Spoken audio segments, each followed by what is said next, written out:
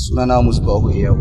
Ina cikin jihar Kano, ƙaramar hukumar Ajingi, mazaɓar Ajingi. Na yi makaranta a Health Technology Jaho.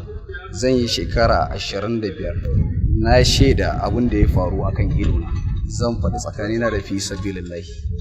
Ranar Litinin bayan sallar magariba ana faɗin sakamako na Nasarawa. Ko ina da ko ina an kasa kunne PDP sun yi nasara a zaben da ake sanarwa. Sai mutane aka fita ana celebration a kan titi babban titi na cikin karamar hukumar Ajingi, wanda ya kasance titi ne wanda duk tenuwa a kansa ake celebration na cin zabe. Wannan titi ya raba tsakanin gida na jagoran PDP da jagoran APC, yana tsakaninsu. Kuma wannan titi kamar yadda na fara shine wanda ake yin celebration na kowace tenuwa in an ci zabe. To kamar yadda aka saba wannan lokaci ma ana celebration na cin zabe. Sai ji muka yi kawai ana harbi. Jama'a suna farga ana harbi sai kowa yake guduwa. A dai lokacin da suka fito ya kasance suna harba bindiga ne sama. Sai suka nufi bakin kasuwa suna harba bindiga sama. Mutanen da suke wannan wuri sai ganin su suka yi sun dawo daga bakin kasuwa da bindiga.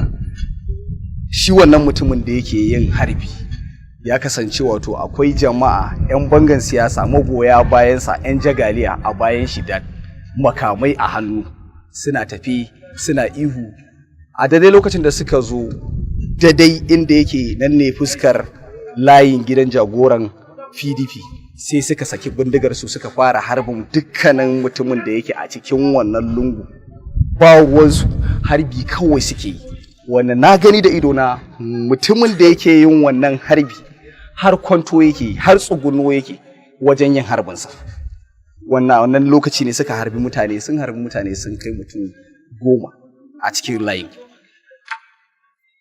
Kuma ya kasance suna tutiya da cewa sun yi harbi ne a daidai unguwarsu ko kuma kan layinsu. To ba haka bane ba, sun shigo har layin da yake layi ne na jagoran PDP, wanda sun isar da har kofar gidan jagoran PDP suna wannan harbi. A ɗauke zancen ɓangare na siyasa, wannan abin da aka yi ba adalci bane kuma ba a kyauta ba. Wannan muna roƙon gwamnati da hukuma da su adalci. Abinda mutane al'ummar gari suke zuba ido shine suna so su ga adalci akan abin da ya faru. Wannan abun ya kasance ya zama sanadiyar rasa ran ɗan uwanmu guda ɗaya a cikin unguwarmu. Wannan abun ya sa matasa sun hargiza, ba dan ana bin doka da ka'ida ba. Wannan shine ya saka aka zo har wannan matsawa muna jiran mu ga hukuma ta yi abin da ya dace akai. To da tuni matasa sun yi wani abu wanda yake ba daidai ba. To har yanzu dai muna nan muna zuba ido muna jiran hukuma ta yi adalci akan abin da ya faru.